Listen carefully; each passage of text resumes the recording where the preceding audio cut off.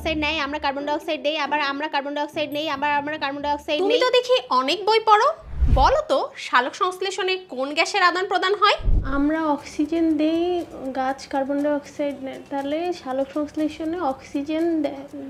তুমি যদি এটা এভাবে মনে রাখতে, সালোক সংশ্লেষণ মানেই হলো কার্বন ডাই অক্সাইড গ্রহণ আর অক্সিজেন ত্যাগ, আর শোষণ মানেই হলো অক্সিজেন গ্রহণ আর কার্বন ডাই অক্সাইড ত্যাগ।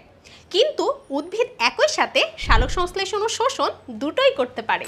আরে আমি তো অসম্ভব জানি, কিন্তু ভুলে গেলাম কেন? স্কুল থেকে কলেজ পেরিয়ে এখন বিশ্ববিদ্যালয়, সব জায়গাতেই এমন টিপস আর ট্রিক্স ফলো করে টপার ছিলাম খুব অল্প পড়াশোনা করেই। তোমাদের কাছে বায়োলজি মানেই হচ্ছে শুধু মুখস্থ আর মুখস্থ, বোঝার তো কিচ্ছু নেই।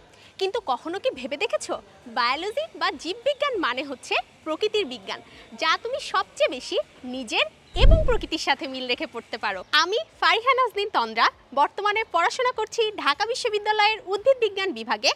এতদিন তোমাদের মতো অসংখ্য স্টুডেন্টকে পড়ানোর অভিজ্ঞতাকে কাজে লাগিয়ে তোমাদের সাথে থাকছি এসিএস ফিউচার স্কুলের ক্লাসরুমে।